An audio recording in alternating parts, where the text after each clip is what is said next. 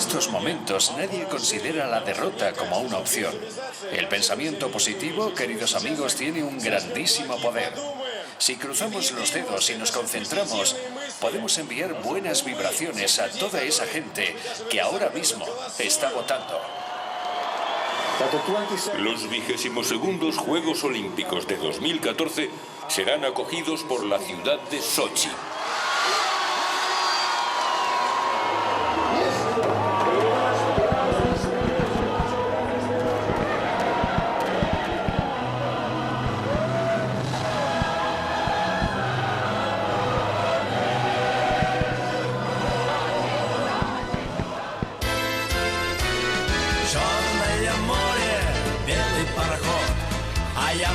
В Сочи на денежный расход.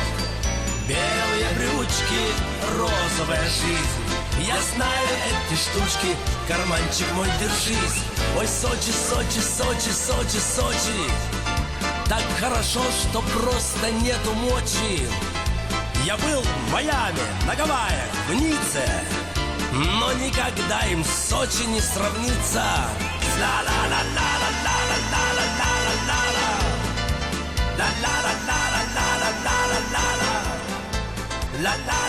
En el verano de 2012, después de numerosas solicitudes, el alcalde de Sochi, Anatoly Pajomov, accedió por fin a recibirnos. Buenos días. ¿Vienen a verme a mí? Es imprescindible que todos canten el himno de la Federación Rusa. Se lo tenemos que enseñar. Pajomov es alcalde de Sochi desde 2009. Sus aficiones son viajar y jugar al fútbol playa. Además, es el presidente de la única asociación regional de deportes de playa de Rusia. La persona que no me saluda es porque es turista, ¿verdad? Y si me saluda está claro que es de aquí. Yo le quiero mucho. Hola, ¿cómo están? ¿Cómo está usted? Pues muy bien. Hola, cuidado. Déjeme que la ayude. Venga, ya se lo subo yo. Si quiere, tenemos aquí a Sergei Vladimirovich. Venga, ayúdala. Con mucho gusto. Venga, ayúdala. Él la ayudará. Aquí, por donde estamos paseando ahora mismo, tenemos efectivamente un clima subtropical. Pero si cogemos un tren de cercanías y vamos hasta Krasnaya Poliana, en invierno, apreciaremos la diferencia. Aquí en invierno, en pleno mes de febrero, tenemos una temperatura de 10 grados y si vamos allí tendremos 10 grados bajo cero. Y si subimos a la sierra nos encontraremos con 20 grados bajo cero. La ciudad de Sochi es un paraíso vacacional perfecto.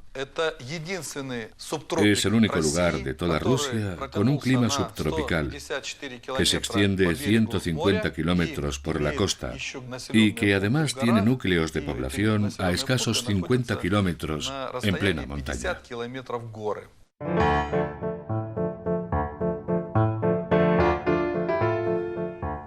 Esto es el viejo Sochi, el mayor destino turístico de Rusia. Y estos son las tierras bajas de Imeretia, a 50 kilómetros. El estadio olímpico, las residencias de los atletas, los hoteles, el parque olímpico, todo va a estar edificado allí. Las demás pruebas olímpicas, como el slalom o los saltos de trampolín, van a estar ubicados en la estación de esquí de Krasnaya Poliana, a escasos 50 kilómetros del aeropuerto de Adler.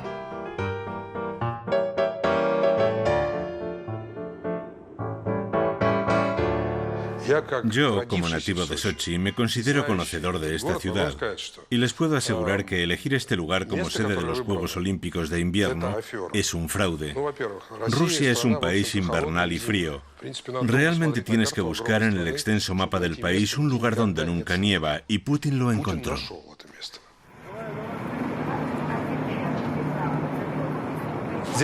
Aquí hemos tenido astronautas, dirigentes de gobierno e incluso tenemos aquí, ¿ven? Un nuevo alcalde, yo. La ciudad de Sochi se convirtió en un destino turístico clave en los años 30, gracias al entonces dirigente del gobierno y del partido, Stalin. Fue Stalin el que dijo que quería convertir Sochi en un gran complejo vacacional para los trabajadores.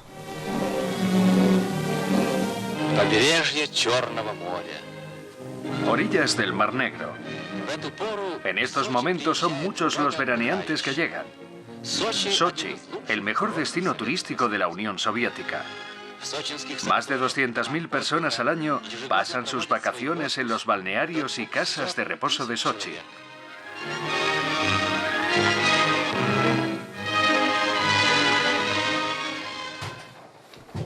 Leonid Yagashev es un personaje público y un deportista en activo. Un ex campeón de esquí soviético que ha participado en numerosas competiciones internacionales y fue presidente del Comité Olímpico de Rusia entre 2001 y 2010. Hoy es miembro de la Cámara Alta del Parlamento ruso.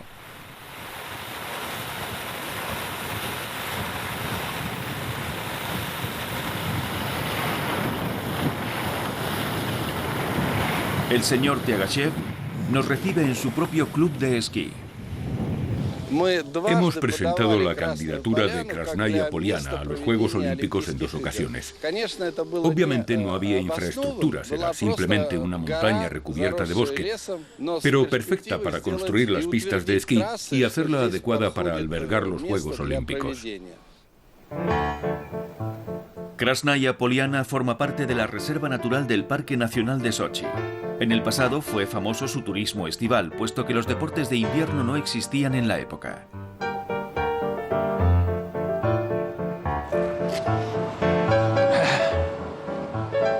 Peter Fedin es un monitor de esquí retirado. Nació y vivió toda su vida aquí. Ha privatizado y convertido las anticuadas infraestructuras de Krasnaya Poliana de los años 90 en la primera estación de esquí de la región, Alpina Service. Solía esquiar aquí.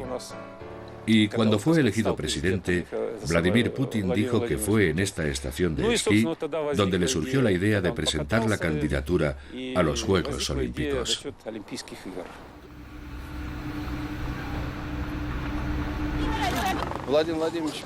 Vladimir Putin ha practicado mucho el esquí alpino y yo le he explicado que todos los Juegos Olímpicos de invierno tienen como base el esquí alpino. En el año 2002, Vladimir Putin y yo fuimos a practicar el heli-esquí. Después de subir en helicóptero a 8 picos diferentes, él mismo pudo apreciar que Krasnaya Poliana nada tiene que envidiar a los Alpes. Y después de bajar esquiando desde cada una de las cimas, entendió que las posibilidades de desarrollar aquí un complejo deportivo era viable y atractivo.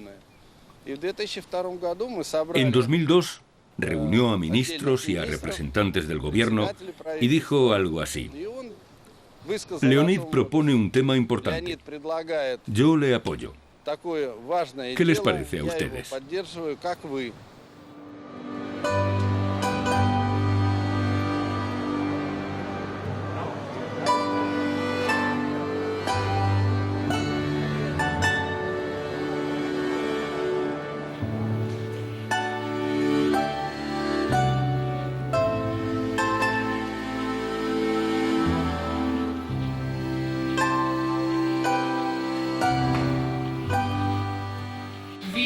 ¿Cada cuánto tiempo viene Putin aquí? Hasta ahora solo ha venido una vez. Pero nos hemos encontrado a menudo en Moscú. Aquí está Putin. Gracias a mí y a mi técnica lo está haciendo mejor ahora. Leonid Yagashev fue el deportista más famoso de la Unión Soviética y conocía a Karl Franz desde 1960. Fue el encargado de presentárselo a Putin. La primera vez que oí hablar del tema fue en boca de Leonid. Luego fuimos los dos al Kremlin con Putin.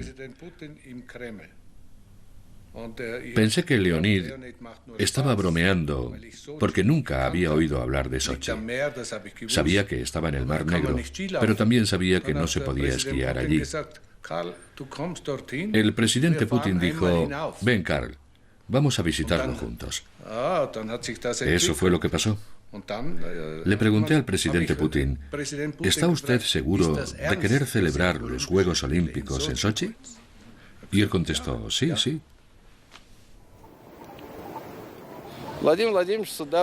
Vladimir Putin ha venido aquí a entrenar más de 300 veces.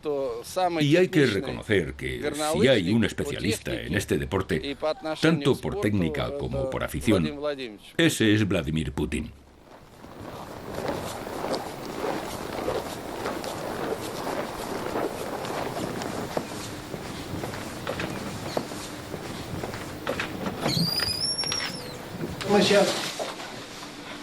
Pasad, os voy a enseñar unas imágenes. Nadia.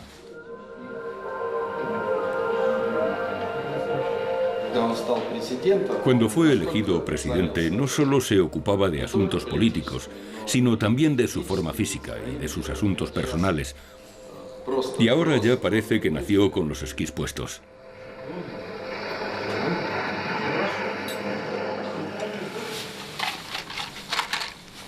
Aquí una chimenea tradicional. A Vladimir Putin le gusta mucho. Después de esquiar, siempre nos sentamos alrededor de esta mesa. Por aquí han pasado todos los presidentes. Es sencilla, pero con estilo. Aquí se está como en Kitzbühel, incluso mejor. Así vivimos los hombretones de campo.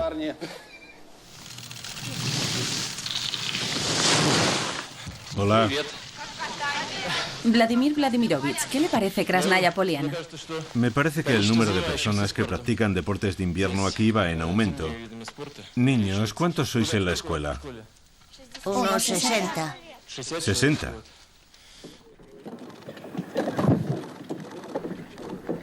Krasnaya Poliana tuvo suerte. Al presidente Putin le gusta relajarse y esquiar allí. Desde que al presidente Putin se le antojó Krasnaya Poliana, la estación se ha puesto de moda entre las élites políticas y financieras rusas. También empezó a llegar el dinero y finalmente se decidió presentar Sochi como sede de los Juegos Olímpicos de Invierno de 2014.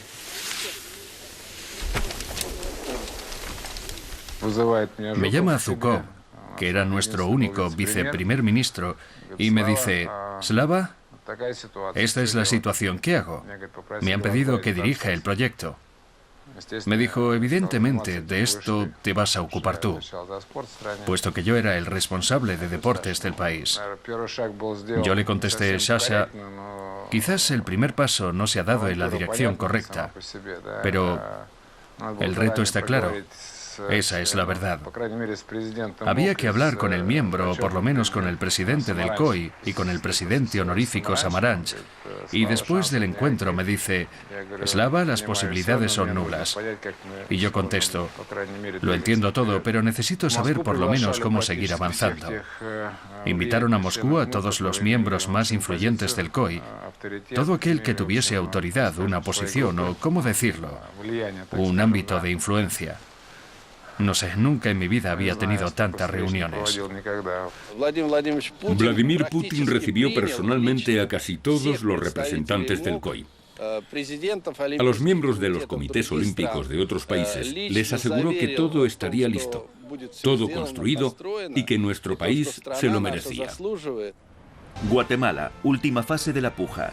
El Comité de Evaluación del COI ha seleccionado a 3 ciudades como candidatas para albergar los Juegos Olímpicos de Invierno de 2014. Sochi competía con Salzburgo, Austria y Pyongyang, Corea del Sur. Se llevó a cabo un trabajo colosal, incluso se transportó hielo a Guatemala, algo tan exótico. Dudo que se vuelva a repetir en 100 años. Es cierto que para la gente era algo completamente fuera de lo normal.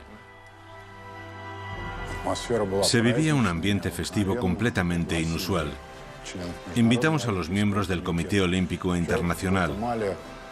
A grandes rasgos, se construyó una pista de hielo en Guatemala, que, como podrán imaginar, era algo completamente atípico. En esa pista de hielo actuaban nuestros mejores patinadores artísticos. Todos estaban encantados con esa puesta en escena. Aparte de las dotes de Putin como lobista en los encuentros cara a cara, me parece que el COI, ¿cómo decirlo?, cayó víctima de la creencia de que el dinero es capaz de resolver cualquier problema. La cantidad de millones de euros y de dólares que revolotearon no tuvieron prácticamente límite. Señoras y señores, Sochi 2014 no podría ser lo que es hoy sin el apoyo, la visión y la pasión de un hombre, el presidente Vladimir Putin. Dio un discurso en inglés de 5 minutos y 2 segundos. Garantizamos que el complejo olímpico de Sochi estará terminado a tiempo. Hemos asignado unos 12.000 millones de dólares para esto. Señor presidente, miembros del Comité Olímpico Internacional, señoras y señores, millones de ciudadanos rusos están unidos por el sueño olímpico. Gracias. El discurso de Vladimir Putin determinó, digamos de forma definitiva, el éxito de nuestra candidatura. Estuvimos presentes en la mayoría de los encuentros con los principales dirigentes del movimiento olímpico, pero muchas reuniones tuvieron lugar en privado, cara a cara, uno contra uno. Quiero felicitarles a todos por el gran trabajo conjunto que han realizado. Muchas gracias. Por la noche me encontré con Jack Rock en el vestíbulo del hotel. Se disponía a ir a su habitación. Me acerqué con mi séquito y le dije: Jack, ¿te imaginas que, Dios no lo quiera, perdemos? Eso querría decir que nuestro presidente es malo, que nuestro ministro de Deportes es malo y que todo lo que hacemos en nuestro país está mal. Un líder tiene que resultar siempre ganador, incluso si la pérdida es casual. Esta determina la inteligencia, el saber y el conocimiento del dirigente de un país. La ciudad que acogerá los próximos Juegos Olímpicos de Invierno de 2014 será Sochi.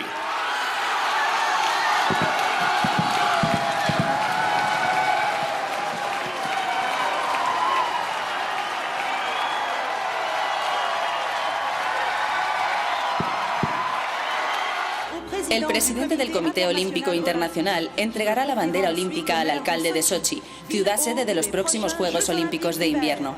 El alcalde de Vancouver entregará la bandera olímpica al presidente del Comité Olímpico Internacional, que a su vez la entregará al alcalde de Sochi.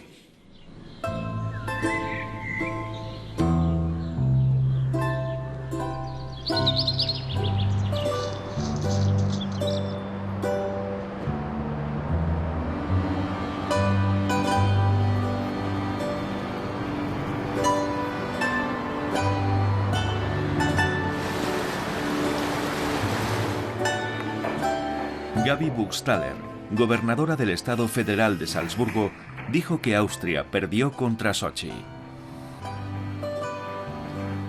Mi primera impresión fue que Salzburgo era una candidata firme para la victoria. Cumplimos con todas las exigencias del Comité de Evaluación: mínimo impacto medioambiental, el menor daño posible, infraestructuras disponibles y estadios ya existentes. Todo listo para ser inspeccionado. Pero fue algo más que el discurso, fue su aspecto.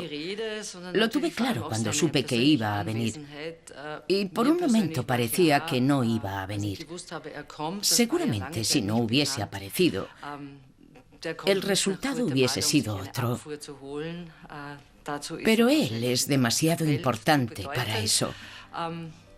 Sí, definitivamente creo que nos ha marcado un gol para la victoria. Eso es lo que creo que pasa.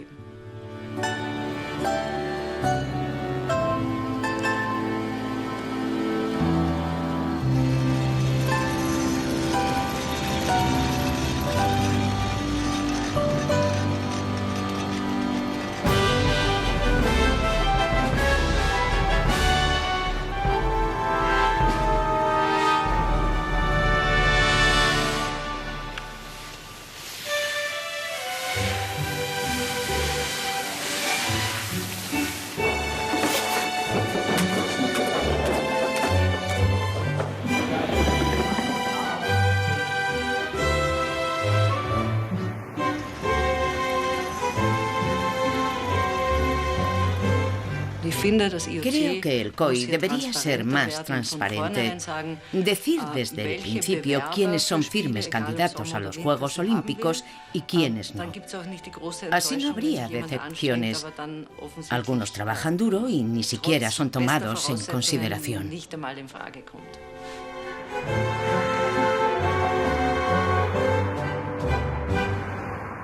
Hans-Peter Hasselsteiner, jefe ejecutivo de Strabag, la mayor empresa de construcción de Austria y una de las más grandes de Europa, es ahora socio de Oleg Deripaska, un conocido hombre de negocios ruso. Por supuesto, como austríaco, mi corazón estaba con Salzburgo, pero mis intereses financieros estaban con Sochi. No creía que Corea del Sur tuviese oportunidad alguna. Doppelmayr es la mayor fabricante de teleféricos del mundo. Cada año, especialistas austríacos instalan alrededor de 100 teleféricos en 68 países. Claro que como austríacos queríamos que fuese Salzburgo la sede de los Juegos Olímpicos de Invierno, pero sabíamos que si Rusia entraba en juego, teníamos ante nosotros un competidor muy fuerte. Pero es cierto que ahora tenemos la oportunidad de instalar teleféricos también en Sochi.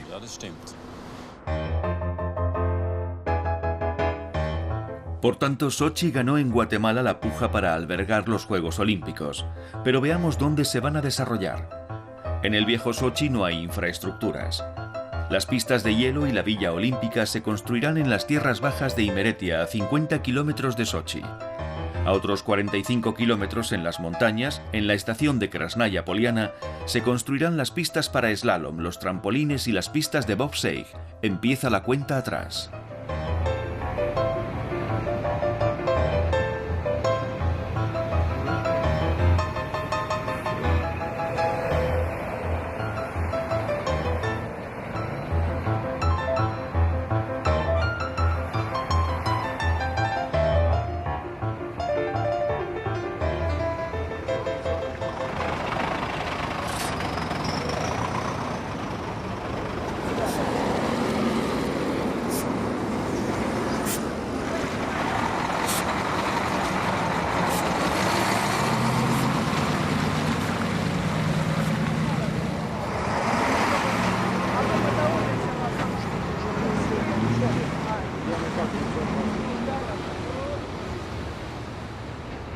Sí, es horroroso convivir con cortes de agua y luz diarios, sin carreteras, con todo colapsado.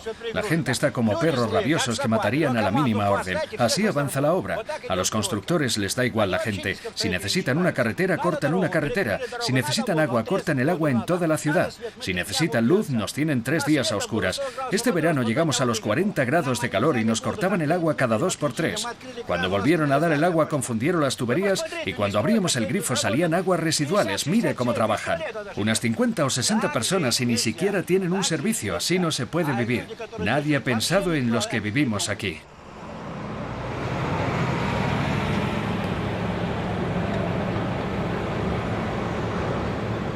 Siempre se ha asociado Sochi con un mar cálido, con buen humor, descanso, caras bronceadas, en general con una vida próspera y relajada.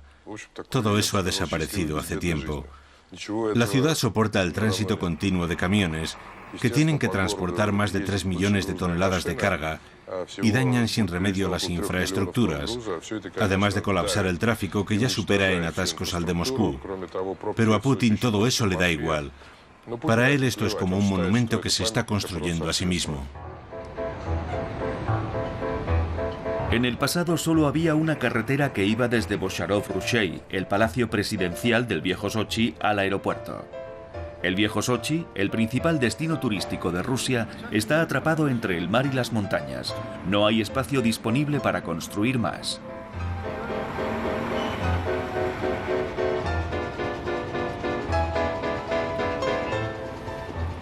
Otro tema peliagudo es el elevado número de vertederos en Sochi, que se han multiplicado con la construcción de las infraestructuras olímpicas. La ciudad y sus alrededores se están transformando en un basurero gigante, a pesar de que las autoridades habían prometido a la población un entorno seguro y 0 residuos. Aparentemente, el dinero no llega para eso.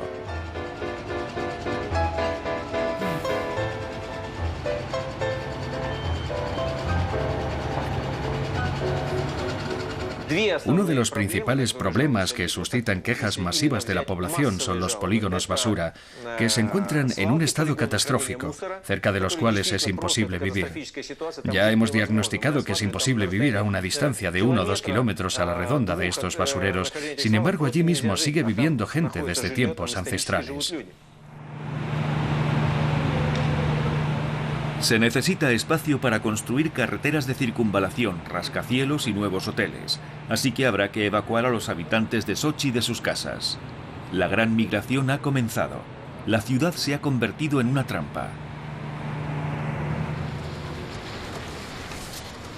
Nos encontramos en la calle Makarenko 10, casi en el lugar exacto donde se encontraba mi casa. A la izquierda pueden ver un muro de carga que han construido en el lugar de mi casa. Todo esto es por una supuesta ampliación de la carretera. Todo por el bien de las Olimpiadas. Aquí tenía yo un frondoso jardín de árboles frutales. Ahora miren, los obreros han liado aquí algo que no se sabe qué es. Tenía flores, árboles frutales. Aquel abedul lo planté yo hace mucho y ahora ya es más alto que yo. Esta parte no quisieron devolverla y ahora desde el muro hasta aquí resulta que es terreno inútil. Han hecho la carretera. Yo le pedí al alcalde en varias ocasiones que me lo diera a mí y me decía: este terreno ahora es del Estado, estamos obligados a sacarlo a subasta y tú no tienes dinero para comprarlo. Es verdad que no me llegaría el dinero. Ellos se lo quedaron por 3 millones y ahora venden a 1.000.000 cada 100 metros cuadrados. La realidad es que para nosotros las Olimpiadas son una desgracia. Hasta ahora vivíamos en nuestra casa, no en la casa del Estado ni en la del gobierno. Tenía mis necesidades cubiertas, no tenía que pedir nada a nadie. En la actualidad yo, bueno, no solo yo, toda mi familia, que somos unas 9 personas entre adultos y niños, tenemos la vida quebrada.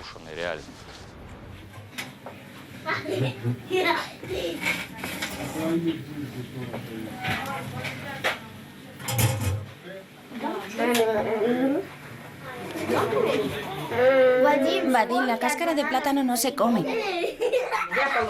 Yo duermo con mis nietos aquí y ellos 3 allí. Todos en una misma habitación. Con todo el dinero que han invertido y todo lo que han construido para las Olimpiadas, y nosotros aquí.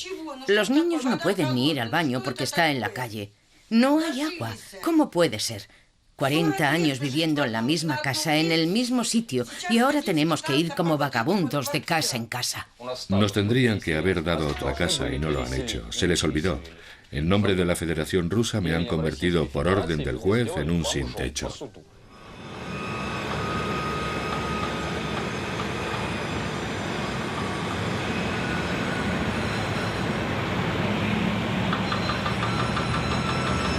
Las 500 páginas del proyecto del Código Olímpico 310 fueron aprobadas por el Parlamento ruso poco después de la victoria en Guatemala. Pero la parte más importante de esta ley es que cualquier terreno o propiedad requerida para los Juegos Olímpicos puede ser nacionalizada. La expropiación de terrenos y propiedades, según esa ley, es incondicional e irrevocable. Este es uno de los promotores del Código Olímpico, miembro del Parlamento, Evgeny Fedorov. La ley prevé diligencias sumariales para la compra de terrenos por parte del Estado. A diferencia de un procedimiento normal, la ley contribuye a que el proceso sea rápido y dure menos de un año. El procedimiento normal, teniendo en cuenta la lentitud de los juzgados y los recursos, puede llegar a tardar decenas de años.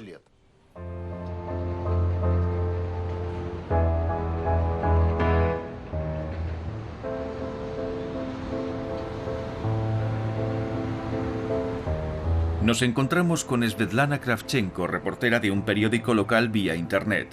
Svetlana es muy crítica con el gobierno.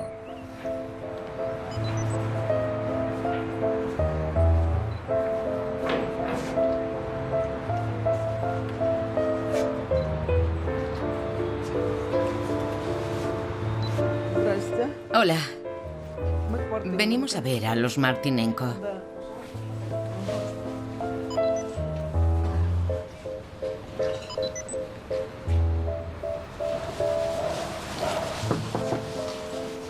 ¿Podemos pasar? Hola, ¿podemos ver en qué condiciones vive? Claro, pasen. Dígame, por favor, ¿cómo han llegado aquí? Venimos de la bahía, tiraron nuestra casa. ¿De la bahía? Sí. ¿Y hace mucho que viven aquí? Pues 3 años ya. 3 años. ¿Y dónde vivía antes? Vivíamos donde están construyendo el Palacio de Hielo. Cuando tiraron nuestra casa, estuvimos 4 días viviendo en la calle. Entonces, pedimos ayuda y nos alojaron aquí. Nos dieron una habitación muy pequeña, de 8 metros para 3 personas. Tengo 57 años y duermo en una terraza cubierta. Y mi hijo duerme con su padre porque en la terraza no cabe nadie más. Tenemos allí el frigorífico y una mesita.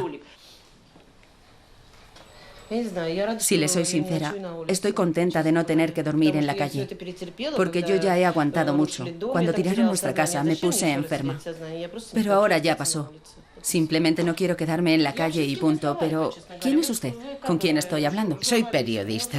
Entiendo. Soy Svetlana Kravchenko. Usted es de aquí, ¿verdad? Sí, claro. Pero lo más importante es que usted está contenta. Estoy contenta. Han derrumbado su casa y usted... Bueno, la derrumbaron, pero...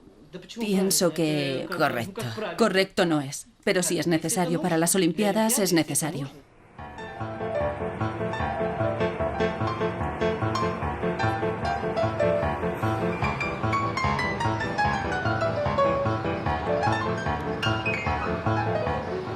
Claro que el proceso es muy doloroso para las personas que han visto cómo desaparecían sus hogares. Hemos tenido en cuenta la experiencia de otras Olimpiadas, pero ¿en qué sentido?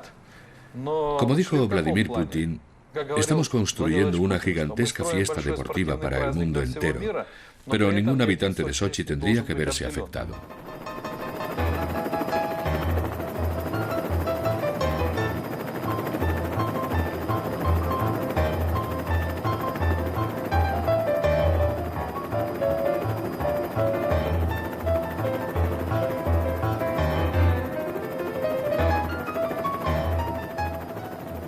Alrededor de 200 infraestructuras olímpicas tendrán que construirse en Sochi. A día de hoy, la mayoría de ellas ni siquiera tiene proyecto.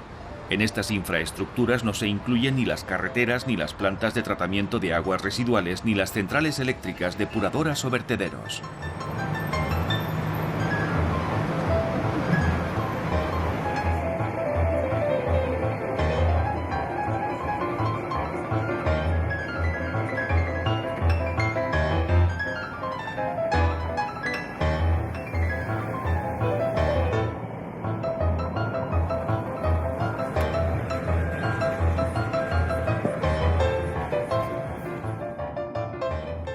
Krasnaya Poliana es un lugar histórico. El nombre de Krasnaya Poliana viene de bello lugar, de naturaleza, fuentes minerales, belleza, bosques vírgenes. Aquí no hay vistas invernales y por caprichos del destino me hice director del complejo turístico Gorny Vozduk, que estaba en punto muerto. Cuando lo puse en funcionamiento había que empezar lógicamente a pensar en el invierno. Y entonces, ¿cómo decirlo? La idea era crear la empresa Alpina Service, que fue la que básicamente dio impulso al esquí alpino. Empezamos en 1992 creando la empresa. Empezamos por pequeñas pistas, mejor dicho, por trazas para telesillas, y luego, cuando llegaron los primeros beneficios, nos pusimos a construir unos telesillas franceses de 4 plazas. Nuestras pistas son buenas. Tenemos una buena pendiente, la más grande de 1730 metros. Una pendiente así no hay ni siquiera en Rusia. Teníamos un buen equipo. Me gustaba que la gente interviniese, que discutieran las soluciones y me ayudaran a tomar decisiones. Se puede construir cualquier cosa. Lo difícil es insuflarle alma. Todo el mundo venía y yo les recibía, incluso al presidente. Esquiábamos juntos. A todos les parecía que esto tenía que ser mío. Entonces el gobernador empezó a intervenir y desde el principio insinuaba que todo tenía que pasar a ser suyo. Esto es así, esto se hace así. ¿Y por qué vienen a verte a ti?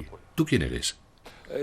A mí, cuando me dijeron, te vamos a hundir económicamente, yo les contesté, no me da miedo lo económico, yo puedo competir con cualquiera, porque yo soy muy pequeño y me puedo adaptar a lo que sea, pero cuando entra en juego la administración, entonces estoy maniatado.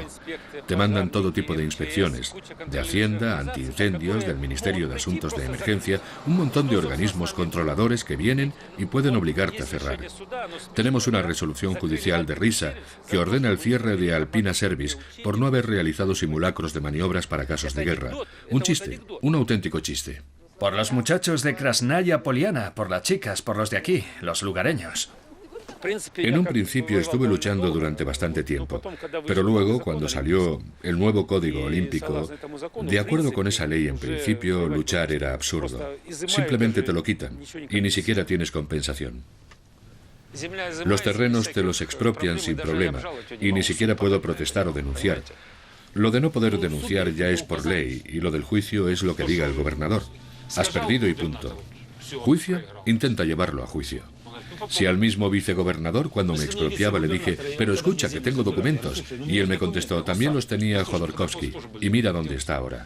Y lo decía así, en abierto, sin vergüenza alguna.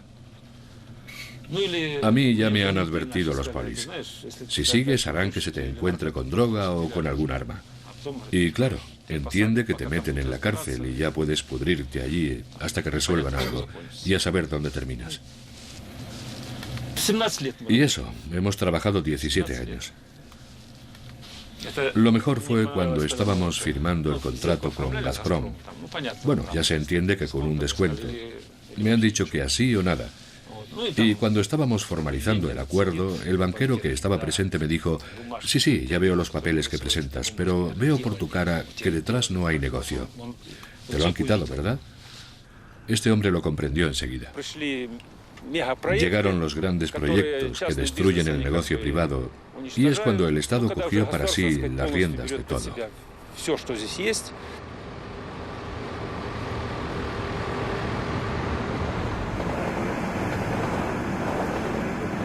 Valery Morozov es un conocido contratista y dueño de una constructora que llevaba proyectos para el Kremlin y para las Olimpiadas de Sochi. Este tren está llegando al final de su recorrido. Próxima estación, Waterloo en Londres. Haga el transbordo aquí para el metro. Por favor, compruebe que no olvida ningún objeto personal en el tren.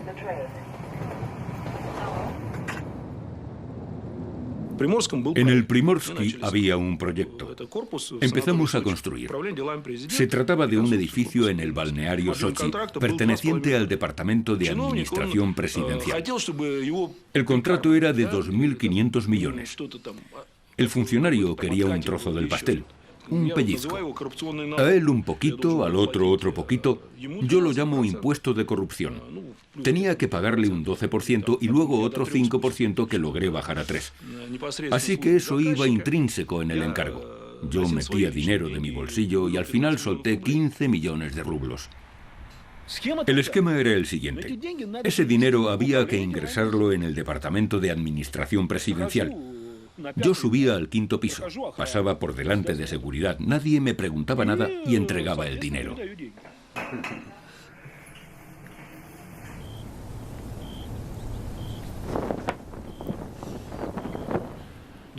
Aparece la Olimpiada y todos los proyectos en los que estaba trabajando se convirtieron en proyectos olímpicos.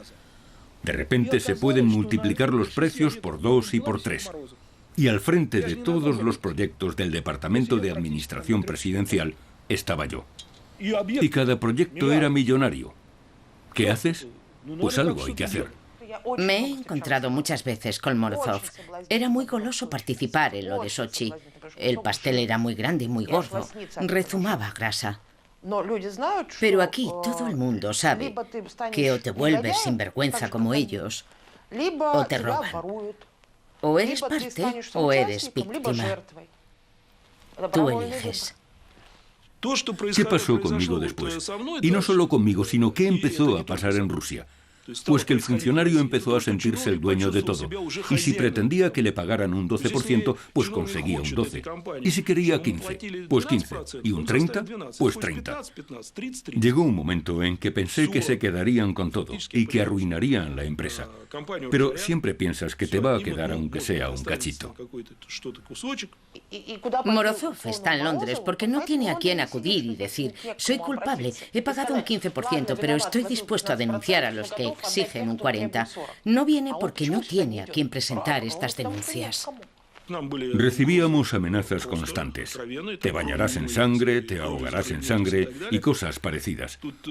Las indirectas eran simples y la historia conocida. Ya se sabe el valor que le dan a la vida humana en Rusia.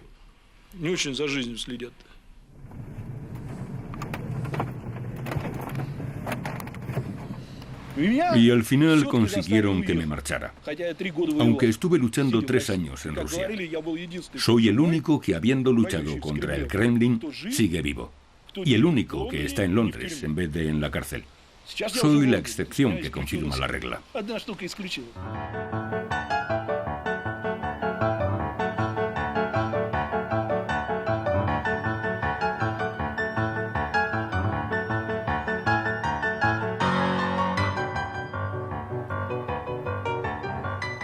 La corporación estatal Olimstroy es el organismo encargado de toda la preparación de los Juegos Olímpicos de Invierno de 2014 en Sochi, y sobre todo es el organismo encargado de la construcción de la mayoría de las infraestructuras.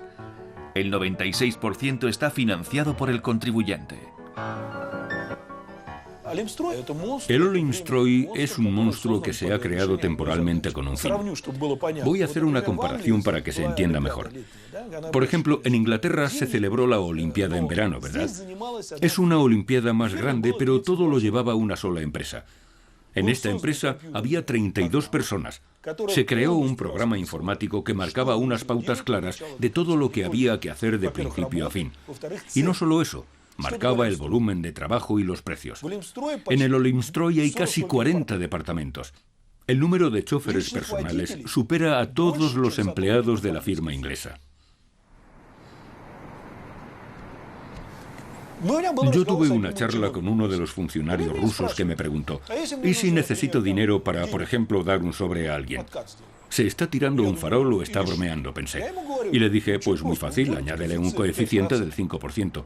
Se quedó pensando y al final me dijo, y dígame, ¿qué hago si es un 50%? Entonces entendí que estaba hablando en serio.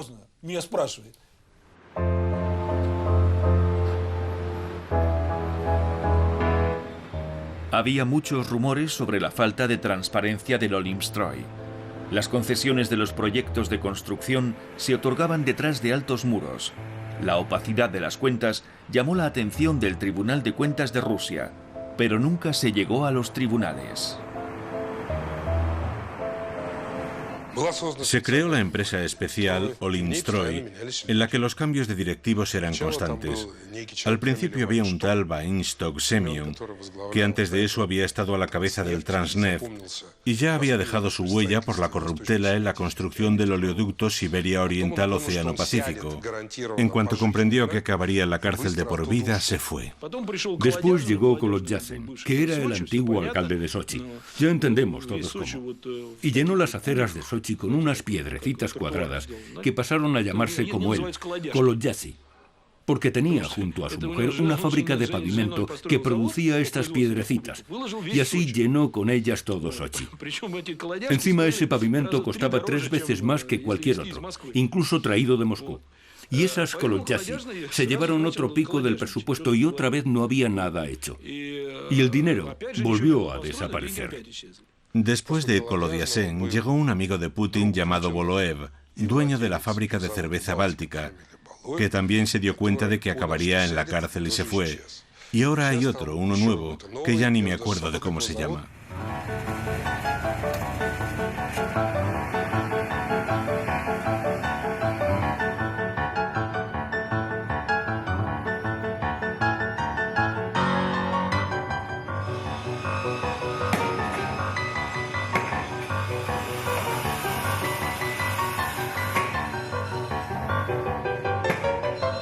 La preparación de los Juegos Olímpicos introdujo nuevos vocablos en el léxico ruso como otkad, porcentaje de un pedido que se entrega a un funcionario, o raspil, forma de repartir el dinero de los sobornos entre los funcionarios.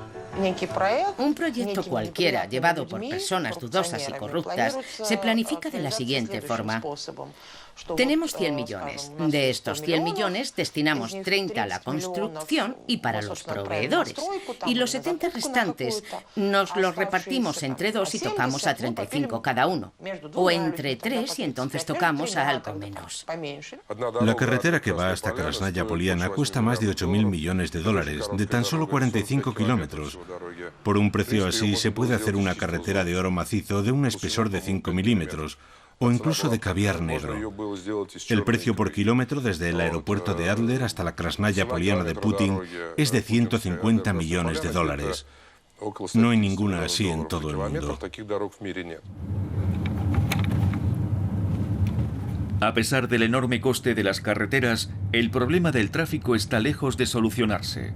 El alcalde decide tomar cartas en el asunto. La carretera doble de Kurochny Prospekt es de 17 kilómetros. De ellos, 9 kilómetros van bajo tierra. Es decir, que hay muchos túneles.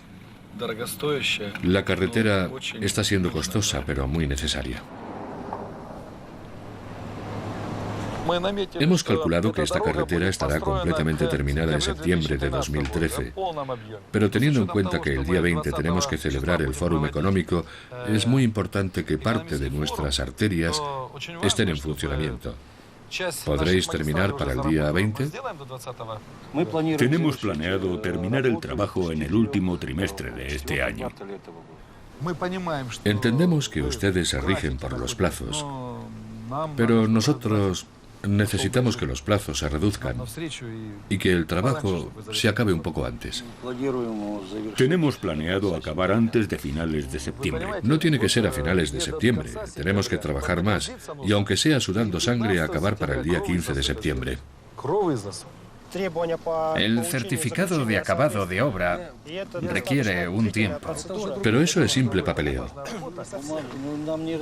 Sin eso no nos dejarán abrir al tráfico. Yo necesito que los plazos se reduzcan para terminar el 15 de septiembre. Hay que hacerlo. ¿Estamos de acuerdo? Bueno, pues esto es todo. Suerte. Nos vemos el lunes en la reunión de planificación y que nos diga el director qué tenemos que hacer para eso. Gracias.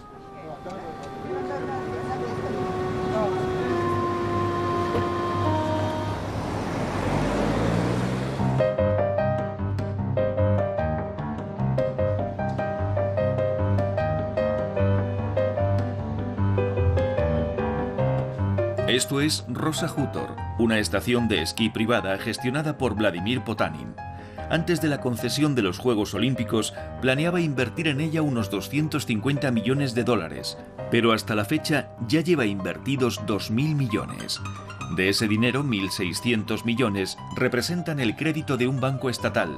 Potanin no es el único hombre de negocios ruso que ha sido invitado a vaciar su cartera para ayudar a la construcción de los Juegos.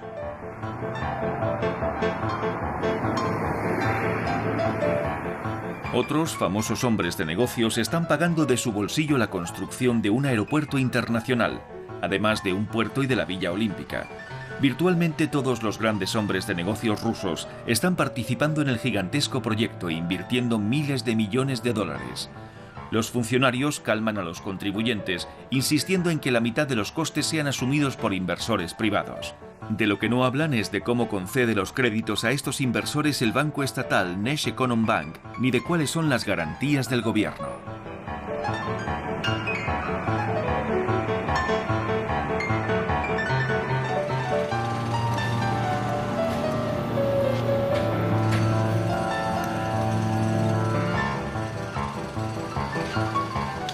Dragan Pavelik es el manager ejecutivo de Strabag y trabaja desde hace varios años en Rusia.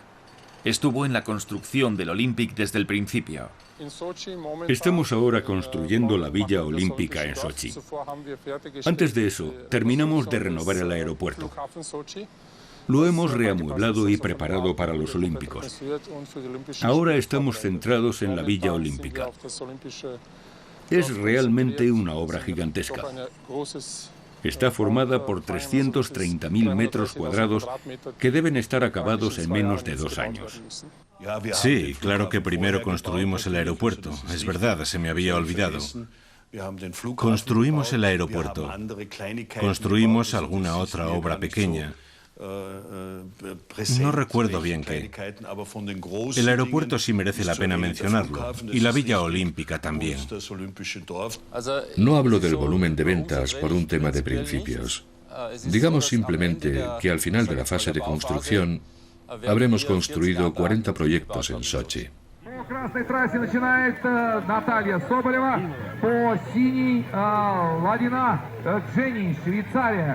So the next hit, Natalia Soboleva, Russia, red run, Ladina Jenny. Этой пары 6 секунды отставания австрийца. Германия, Австрия.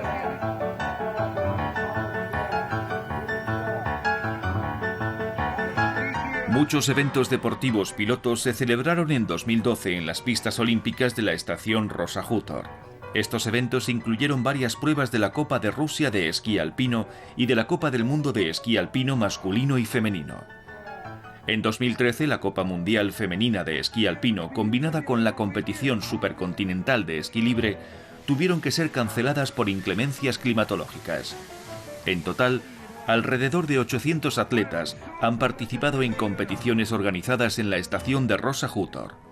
Estoy sorprendido por la magnitud de la obra. Nunca había visto tanta gente trabajando al mismo tiempo en tantos edificios durante un periodo tan largo. Tanta gente tan ocupada y tan involucrada. Y luego está el tamaño de las áreas destinadas al esquí. Todo esto se ha construido en los últimos 7 años. Me parece realmente impresionante. Nunca antes habían existido en Rusia pistas de bobsleigh o de carreras de trineos. Ahora está el complejo Sankey. La contrata para la construcción de las pistas era inicialmente de 2.000 millones de rublos. Durante la construcción el precio subió a 12.000 millones de rublos. La ubicación de las pistas de carreras de trineos se cambió 2 veces de sitio. La pista se probó la primera vez en 2013.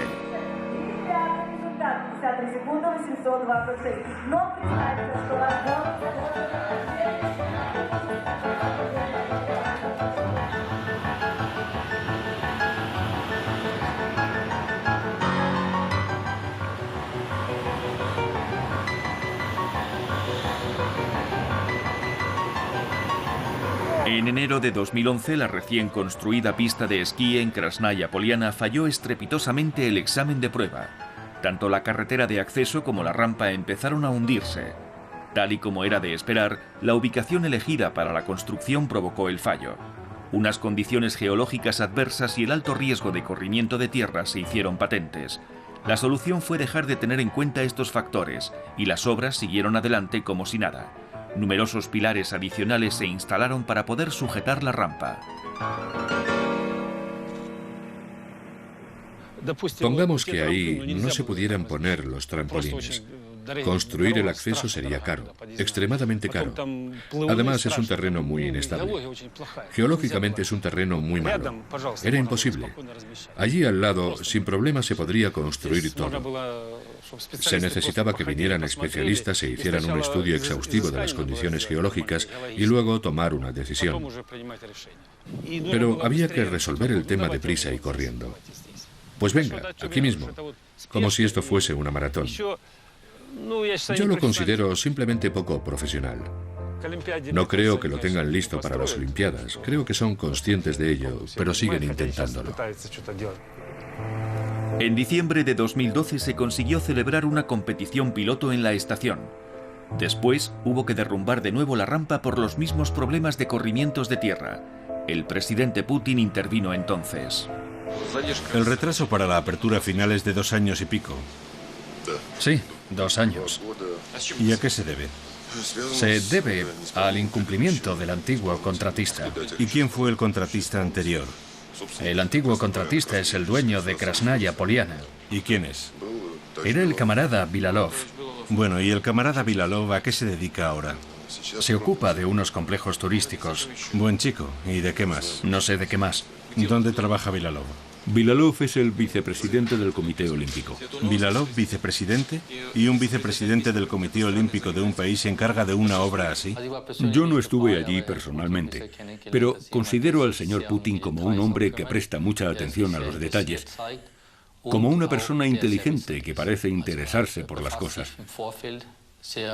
Durante los preparativos, centró mucho su atención en los proyectos de construcción y obviamente tuvo que hacer muchas preguntas concretas e incómodas. Es alguien que le da mucha importancia a las cosas. ¿Hay un encarecimiento del proyecto? Era de 1.200 millones. ¿Y ahora? Ahora es de 8.000 millones. ¿De 1.200 se ha pasado a 8.000? Sí. Qué buenos sois trabajando. Era ya un hecho que los plazos no se estaban cumpliendo y que el presupuesto se había multiplicado por 8. Solo faltaba un año para la inauguración de los Juegos Olímpicos y la obra estaba lejos de terminarse. El presidente de la Federación Rusa, Vladimir Putin, realiza inspecciones in situ 3 veces al año para controlar el avance de los preparativos para los Juegos Olímpicos de Sochi. Justo después de cada inspección, tienen lugar grandes reuniones donde se marcan claras pautas, se toman medidas y se establecen plazos. La responsabilidad de todos los participantes de este proyecto es exclusivamente personal. El presidente de la Federación Rusa, Vladimir Putin, mantiene un control exhaustivo sobre los preparativos de los Juegos Olímpicos. Y no solo realiza inspecciones, sino que organiza reuniones, porque, digamos, las Olimpiadas de Sochi no son solo las Olimpiadas de los vecinos de Sochi, son las Olimpiadas de toda Rusia. Con todos estos proyectos que se están llevando a cabo en Sochi, con toda esta actividad frenética, creo que las cosas nunca han ido como la seda. Primero tuvimos problemas con las tierras. Teníamos que construir carreteras, puentes, túneles.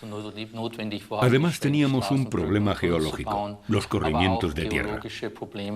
Estas cosas pasan. Ahora estamos intentando resolverlo todo sobre la marcha. Somos optimistas con acabar los túneles, las carreteras y los puentes a tiempo para las Olimpiadas. Hemos construido ya 8 de los 11 túneles con una longitud de 7 kilómetros. El problema es que el presidente Putin se dio de bruces no con las personas, sino con la naturaleza de Sochi. Simplemente existen fuerzas naturales que están fuera de su competencia. A ellas les da igual 1.000 millones que 10.000 millones o 50.000 millones. Y encima, es posible que en el 2014 ni siquiera haya nieve. No habrá cañón capaz de sacarles de esa, porque, ¿cómo decirlo?, los elementos están en contra. Tenemos un terreno pantanoso, unas temperaturas medias anuales que son incluso más altas que en Vancouver y un relieve difícil. Todos estos factores pueden jugarle una mala pasada a la aventura olímpica de Putin. Al principio de todo, cuando yo todavía tenía relación con Putin, allá por los años 2000-2001, cuando la idea de organizar allí los Juegos Olímpicos se estaba gestando, el plan era completamente diferente. Se estaba planeando celebrar las Olimpiadas no en Sochi, sino en las montañas. Era comprensible. Era factible hacer una estación de esquí pequeña.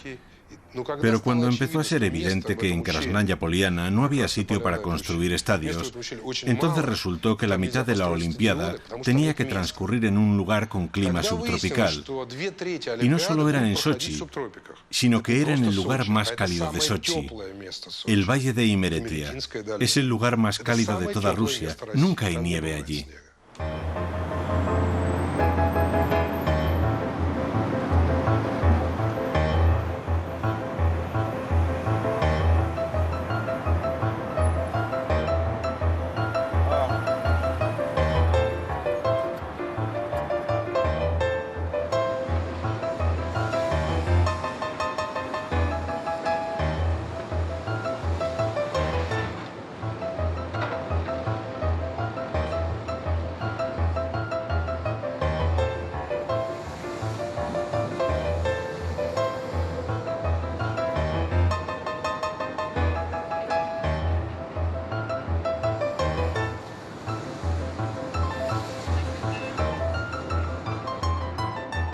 La naturaleza y fauna de las tierras bajas de Imeretia fueron declaradas reserva natural por los zares en 1911. Era el hábitat de numerosas especies raras de flora y fauna. Muchos seguidores de la antigua fe ortodoxa de la época sobrevivían gracias a la agricultura. Todo eso se enterró en el pasado. Ahora se está construyendo en su lugar el Estadio Olímpico. En realidad, las tierras bajas de Imeretia son un enorme pantano. Los geólogos han intentado llegar al fondo y no lo han conseguido. Está prohibido realizar construcciones pesadas allí. Stalin en su época quiso construir un aeropuerto en ese lugar y le dijeron: esto es un pantano, la pista acabará flotando, es mejor no construir. Pero para Putin el pantano no es un problema.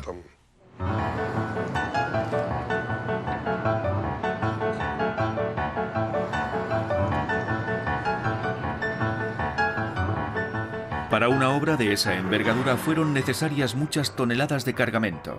Había empezado la construcción de un puerto marítimo. Pero la naturaleza no fue cortés. El puerto se vino abajo en 2009 tras una tormenta, debido a la instalación defectuosa de los pilares de sujeción. Los habían anclado a una profundidad 3 veces inferior a la requerida en el proyecto y no sobrevivieron a la primera tormenta.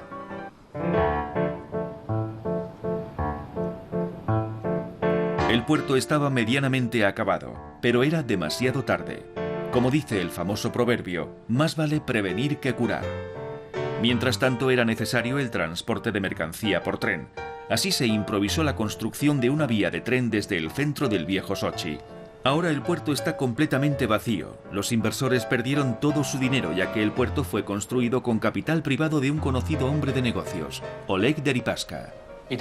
El puerto estaba diseñado para 5 millones de toneladas de mercancía por año. El Olymstroy esperaba que el volumen de mercancía fuese mucho más alto. Ahora mismo es bastante inferior. Estamos negociando con las autoridades para encontrar una solución que pueda compensarnos. Desgraciadamente, también hubo una tormenta en otoño de 2009 que se tuvo que tener en cuenta. Las olas fueron de más de 9 metros. Pasó en plena construcción y el puerto se destruyó casi por completo. Se tuvo que hacer frente a eso y todo se retrasó.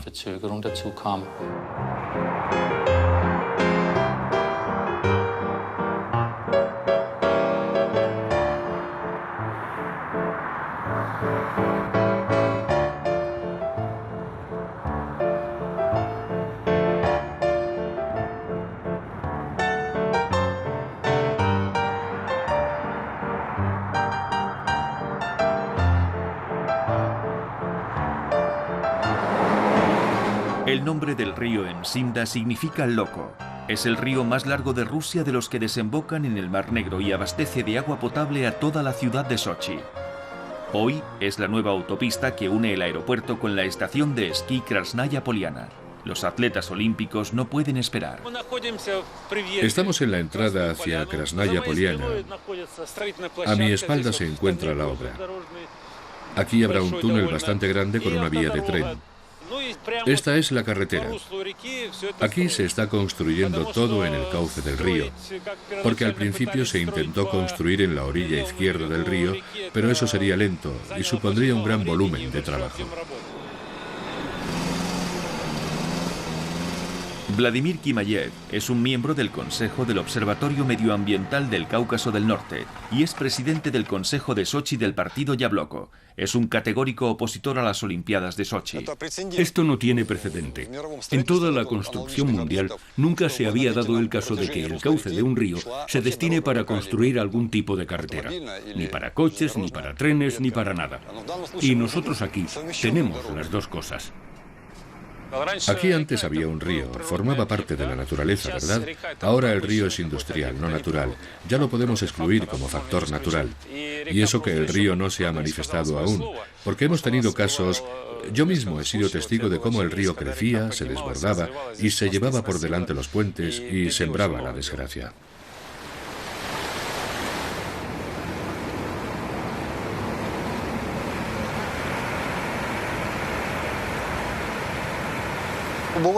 Ha habido vertidos accidentales que nos dan la certeza de que nada sobrevivirá a esto. A lo largo de 30 kilómetros del túnel número 3 salía un vertido, una mezcla de componentes químicos con toda seguridad alcalinos. Accidentalmente fue vertido en el río Emsinda. Y claro, el salmón, por ejemplo, del que tanto hablamos ahora, no podría sobrevivir en un agua así.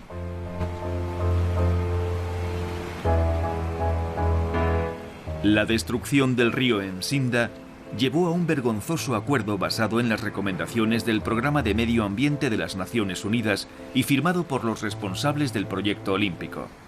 De acuerdo con la versión que se leyó en la firma, se llamó Declaración de Compromiso de Restauración del Ecosistema del río Emsinda. Las ONGs anunciaron que el acuerdo no era más que un vil intento de salvar la reputación del proyecto de Sochi.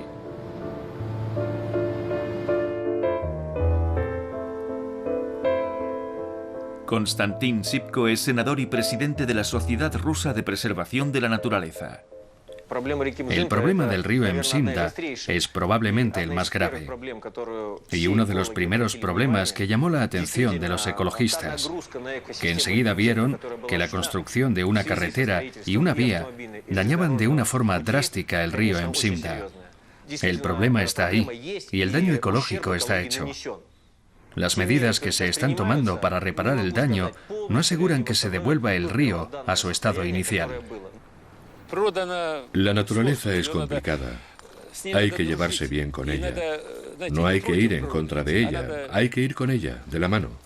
Hay que escucharla, saber lo que dice. Hay que escuchar y conocer su historia. ¿Qué ha pasado aquí? ¿Qué es lo que hay? ¿Qué cataclismos naturales ha habido?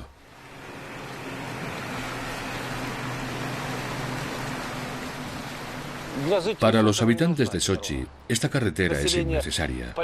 Los habitantes de Krasnaya Poliana no llegan a 5.000, aunque ahora pongamos que aumente. Si les soy sincero, se podría haber ampliado la carretera existente y hubiese sido suficiente, pero la decisión fue otra.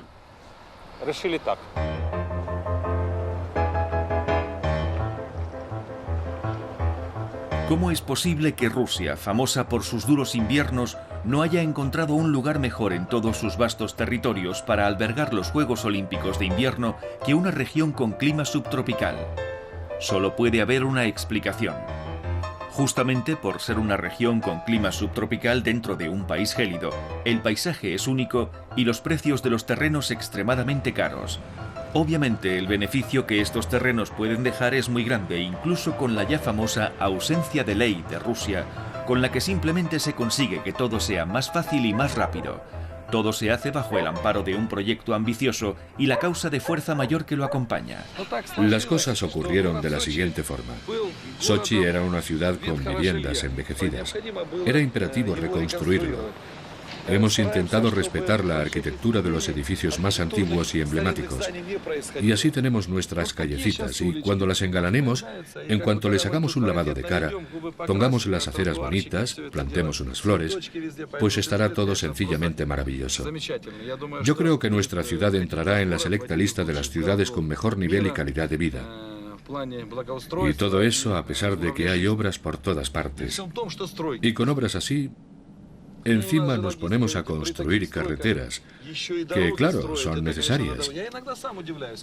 Yo a veces me pregunto, ¿cómo es posible con todas estas obras gigantescas que consigamos movernos? Y todavía seguimos construyendo.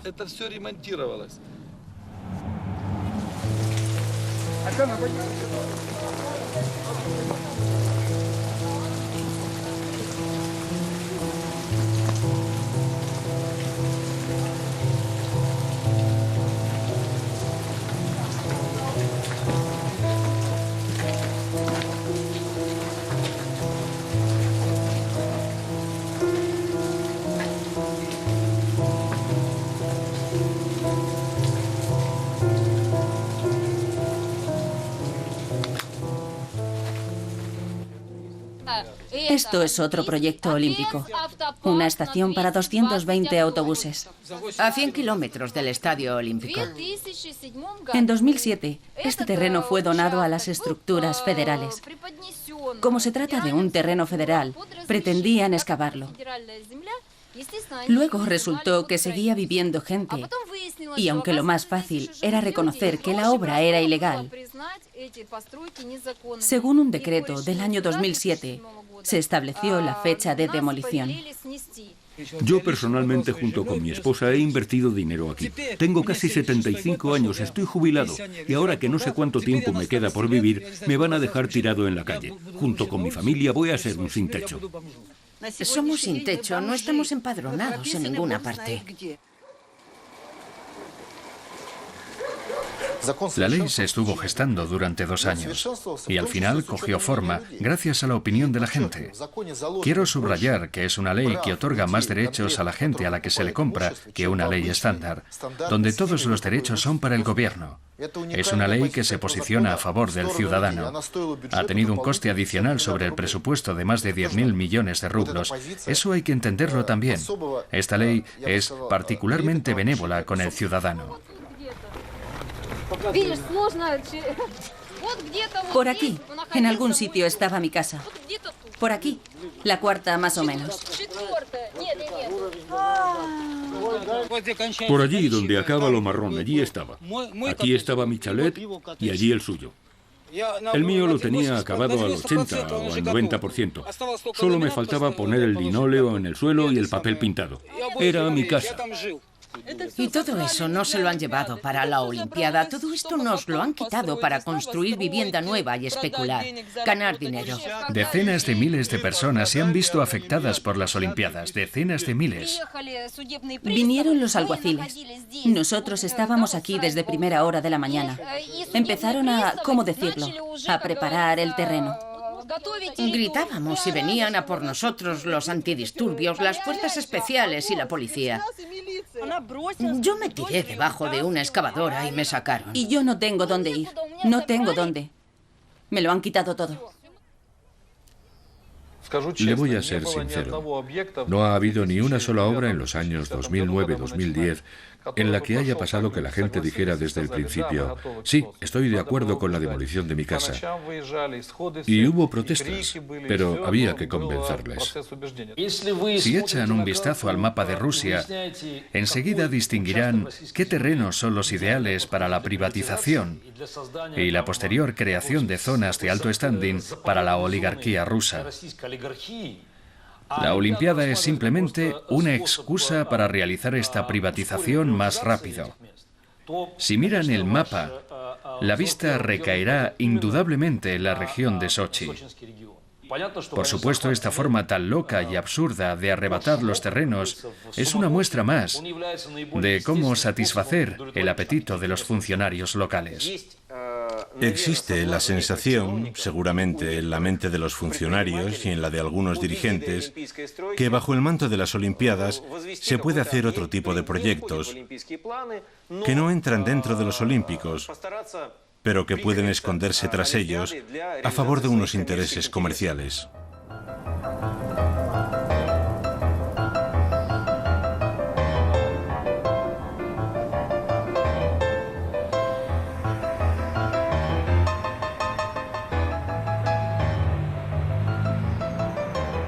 Los rascacielos construidos a lo largo de la costa ocasionaron el daño geológico más grave de la zona.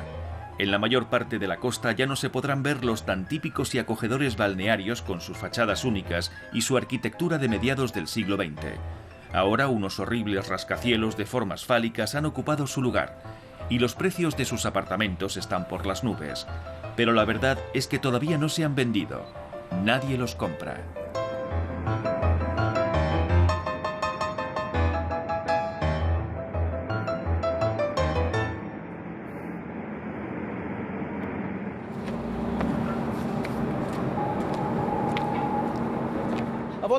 Por ejemplo, aquí es completamente imposible construir. Es la montaña Vinogradnaya, que es quizá la más inestable de todo Sochi. Y a pesar de todo, están construyendo edificios altos. Aquí se pueden edificar solo casas pequeñas de máximo 2 pisos. La gente que está comprando estos apartamentos no sabe que se está jugando la vida porque en cualquier momento puede suceder algo trágico. Pero nadie se para a pensar en ello. Y es muy difícil saber quién está realmente detrás de todo esto. Estas obras no tienen nada que ver con las Olimpiadas. Como todos sabemos, las Olimpiadas tendrán lugar en las tierras bajas de Imeretia, no aquí. Antes nuestra ciudad era un precioso destino de vacaciones. Llamarlo así ahora sería imposible. Los árboles que mantenían la pendiente se han cortado y así en todo Sochi. Por ejemplo, ahora se puede ver una carretera paralela a la principal. Aquí antes había una zona sanitaria de protección y una calle preciosa llamada Tchaikovsky. Pues ahora muchos habitantes proponen llamarla la calle de Putin. De la calle anterior no ha quedado ni la sombra. En su lugar, una carretera a doble altura que va desde Bachorova Ruchia, donde se encuentra la residencia presidencial, a Krasnaya Poliana.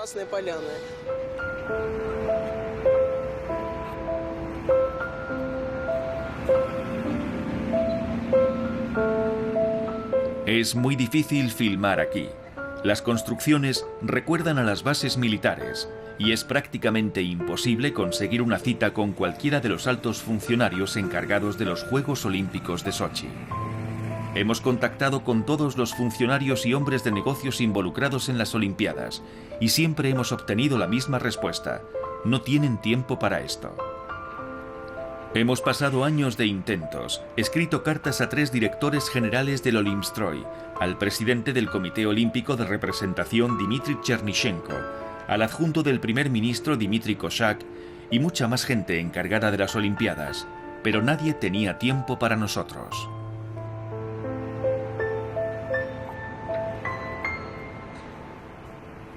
Existe una censura absoluta sobre el tema de las Olimpiadas, incluso en los medios de comunicación independientes.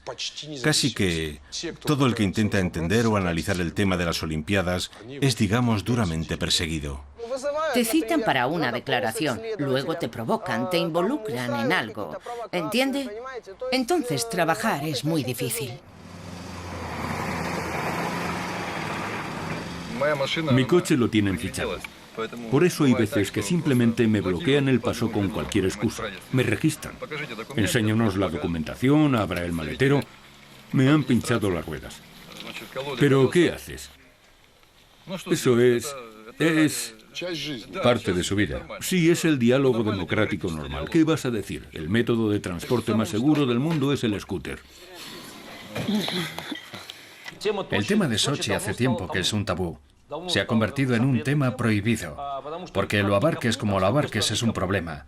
Y claro, la televisión rusa y el resto de los medios de comunicación, que están controlados por el Kremlin, no tienen remordimiento alguno en cortar por lo sano cualquier problema que pueda hacer sombra en la imagen inmaculada de Putin.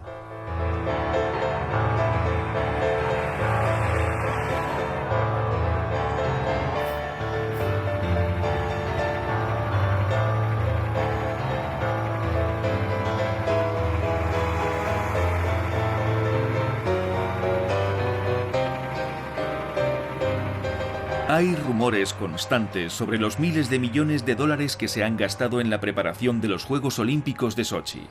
La Junta de Auditores requirió las cuentas de los gastos y preparó informes trimestrales.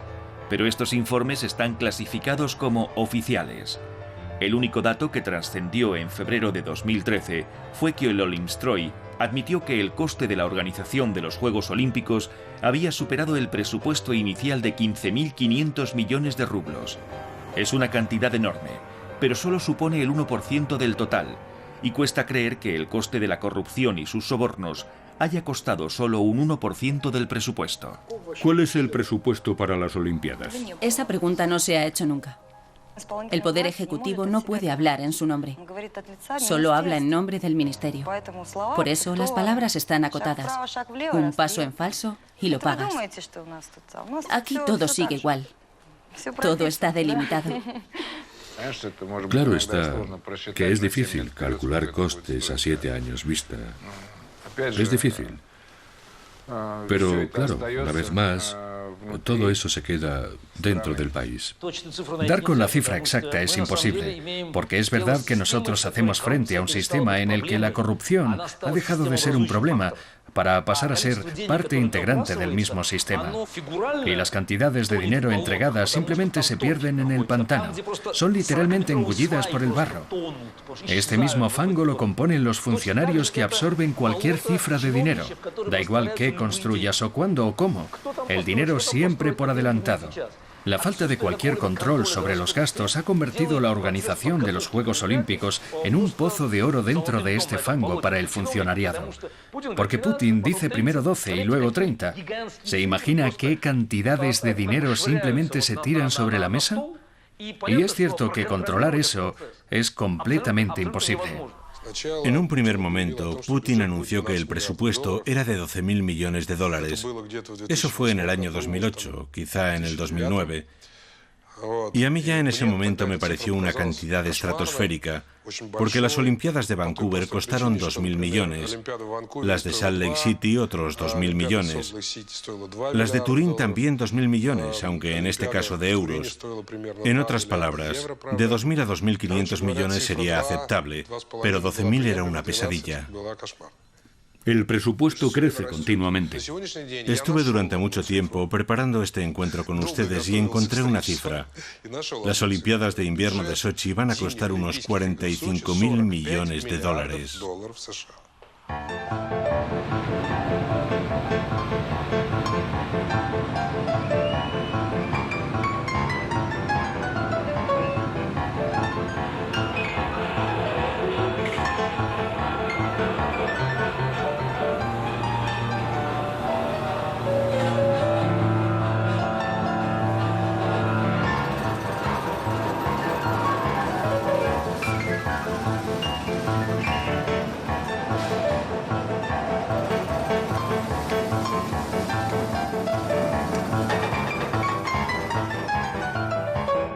En mayo de 2013, Boris Nemtsov publicó unas nuevas cifras para el coste de la Olimpiada, 50.000 millones de euros, y ni siquiera era la estimación final.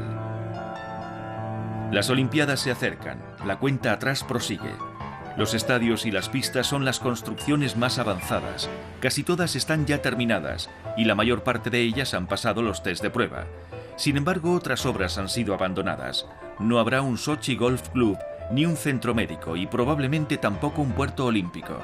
Se ha paralizado la construcción de hoteles y sigue habiendo problemas con las pistas de esquí. La construcción del centro y de la villa para los medios de comunicación ha ido demasiado despacio y su destino sigue siendo un interrogante.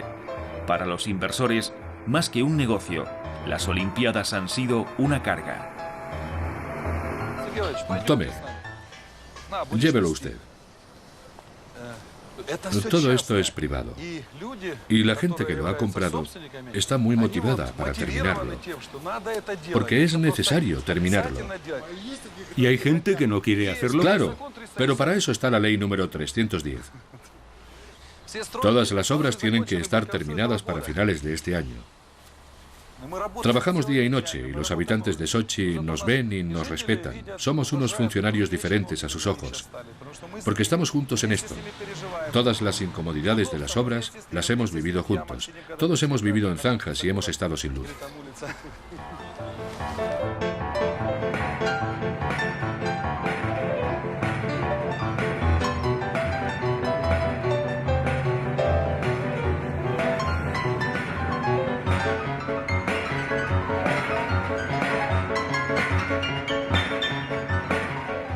Ahora que estamos cada vez más cerca de las Olimpiadas, es imperativo acabar todo a tiempo.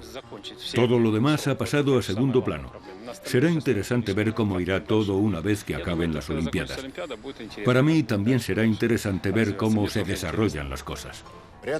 Estaba previsto construir 6 o 7 pistas de hielo a orillas del mar, pero no son necesarias tantas pistas en el mismo sitio. Así que muchas de ellas se van a transformar en centros comerciales o en salas de exposición.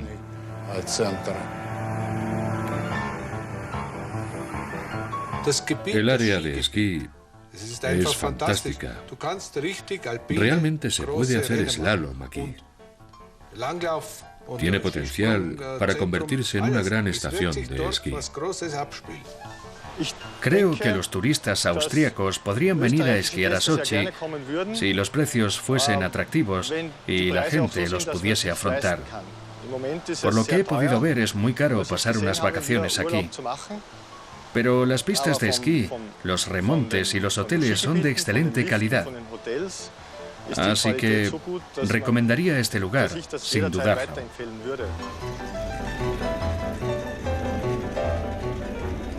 Rusia nunca ha tenido destinos vacacionales de esquí, pero a los rusos les gusta mucho practicar deportes de nieve y hasta ahora viajaban a Suiza, a Francia. Hoy podemos decir que hemos creado 4 estaciones de esquí prácticamente de la nada y aunque aún no estén a pleno rendimiento, tenemos una oferta hotelera de más de 9.000 plazas que ya aprovecha un gran número de personas. Y eso que aún no tenemos las infraestructuras terminadas, porque vamos a tener un tren que irá directamente del aeropuerto a las pistas de esquí. Ahora nuestros turistas son rusos, pero estoy seguro de que en el futuro tendremos hasta suizos. Porque hasta los miembros del COI y los campeones y subcampeones olímpicos de esquí dicen: vuestras pistas son únicas. El estadio, el Palacio de Invierno, está aquí. En la ciudad de Sochi el clima es subtropical. Alguien tiene que usarlo. Así que tendremos que traer aquí a nuestros jugadores de hockey, a nuestros velocistas y a nuestros patinadores artísticos y les diremos, tenéis que dejar vuestras casas y venir aquí, a los Países Bajos de Imeretia. Yo creo que las construcciones no aguantarán mucho, empezarán a pudrirse por desuso y claro está, darles rendimiento o sacar beneficio es imposible. Y lo que más miedo me da es que se va a tener que gastar más dinero para salvar la región.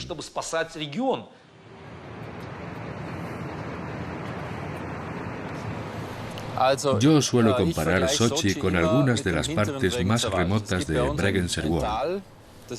Allí hay un valle llamado Bregenzer Wald. Y Sochi, mejor dicho, Krasnaya Poliana, me lo recuerda mucho. Por lo que he visto, por lo que ha hecho Gazprom, bueno, creo que Sochi se convertirá en un destino de esquí muy próspero. Estoy seguro de que tan pronto como terminen los Juegos Olímpicos, esta zona empezará a expandirse, porque la región es muy bonita. Esto es un cementerio. Con un cementerio es muy difícil ganar dinero si no se entierra a gente constantemente. Es el cementerio más caro del mundo. A veces, como en un mal sueño, pienso, ¿por qué no se habrá dedicado Putin a jugar al ajedrez?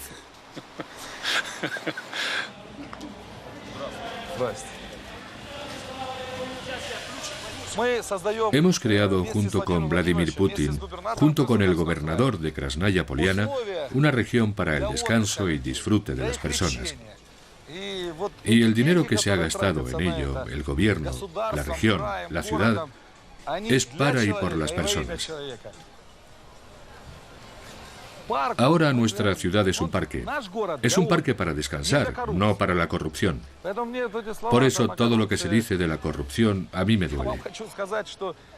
Tengo que decirle que jamás ha habido un control tal sobre el dinero gastado que durante estas Olimpiadas.